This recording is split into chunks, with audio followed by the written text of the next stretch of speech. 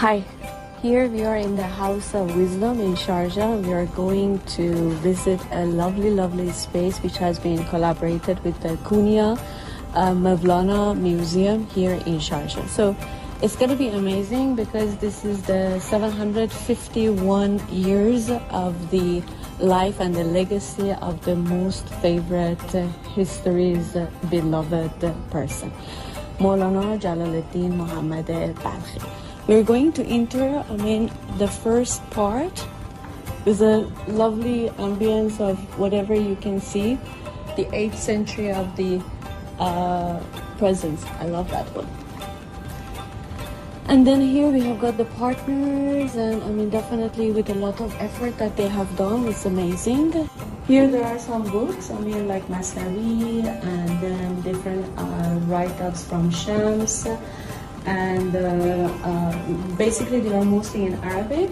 The other side, this one of the most famous translations by Javid Mojaddedi. It's an amazing translation from Farsi to English. It has got a lot of, Masnavi has got 6 books per, basically, so it has come all the way through this one. But mostly it is in English here, whatever you can see. So here is a kind of a tabla. It's called kudum. It's called like a dervish drum, but basically it comes from the 13th century. And then it's a very unique one because it has been covered with a red leather, and it's just having a very fostering focus on harmony in the meditative practice of Samaneh and whirling. Here you can see the ney, flute. Also this one is a 13th century ney. It has been crafted from the reed, as you know, in English we call it reed. They have been cut it out from the reed bed and with the finger holes, so the finger holes show the spring of the musical aspect of it. And here it's kamancha, we say it in Farsi. Here it has been says robab.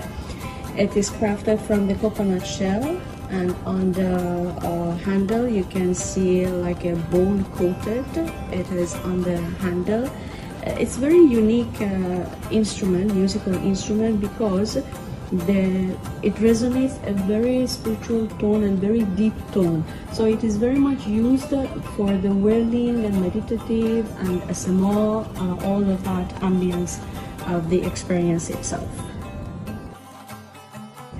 So here we have got something which is very unique in Sufism and for all of the dervishes, which is called kashkul. It is crafted by the ebony itself, and it was used over the shoulder, and the kashkul reflects the dervish philosophy to sufficiency and detachment from the worldly possessions. So basically it was used to collect food and other stuff of the humanity, and whatever they needed. So here we are going to see one of the most amazing, let's say, outfits that generally it's going to be worn by dervishes, and this specific one is the robe which has been worn by Moulana during the remembrance and the meditation that he was doing. So basically it has got the long sleeves, and it's a very tall and loose outfit with a very nice cuts. So it was just giving that freedom of the space, because they were wearing this during their whirling and sama. So it was giving them that freedom space for sama and whirling and whatever they were doing throughout that meditation and transcendental status of what it was happening with them. So we are going to enter the aspect of this museum which has been held a lot of books, which is coming from the 13th century. So basically Moulana Jalaluddin Mohammad Balkhi, known as a Rumi, but it should be interesting for you because he was never called Rumi throughout his life. So Rumi is let's say a kind of a calling that English word has given to him, because he was living during the Ottoman Empire, coming from that Roman. And very interesting thing is that he was a greatest poet, Persian. He was a very great Persian poet coming from the 13th century, and it was the flame of the inspiration for the whole world. It's very unique that while his poems was translated into a lot of languages, but as you know, translation must not do, will not do the justice at all, at the end of the day.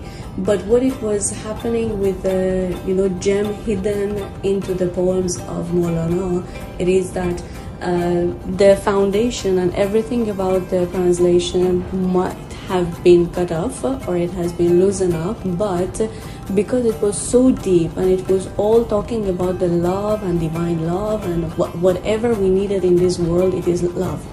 And he was saying it very simple. So whatever Moulana was saying, it was very, very simple, but okay, it seems that nowadays it's becoming very difficult and complicated for the human life. If you seek the soul's dwelling, then you are the soul. If you search for a piece of bread, then you are the bread. Grasp this subtle truth and you will see what you seek is none other than you. Awakening. This whole is such a unique concept of the awakening. Why Moulana became Moulana Jalaluddin Mohammad Balkhi, known as the most beloved history's famous poet. He was transformed throughout a path which was given to him by Shams Tabrizi. Shams Tabrizi was a wandering dervish that they met each other, not for the first time, but when he was ready, they got that chance that Moulana just met Shams in a grand bazaar. That is one of the encounters. But there is something very unique about this space which has got all the mirrors around it, as you can see. And because it has been said that Shams was always showing that side to Moulana, that I am your mirror. So you have to look Rumi through Rumi. You have to look to me as you are looking through yourself. While you're looking through yourself, then you can see whatever it is not needed for you to carry on. So that is the whole concept of having mirrors here. Moulana Jalaluddin Mohammad Balkhi. He was born and brought up in Balkh till the Mughals invaded to that great Khorasan. That is why they relocated to Konya all the way around. Then finally, he was settled down in Konya. But during all these years, he was going to a lot of places as a city, but mainly it was Damascus, because he got to that higher rank of the scholar throughout a lot of colleges and universities in Damascus. But that is the whole map that you can see from where he was born, Balkh, and then going all the way to Konya in Turkey, Anatolia by that time.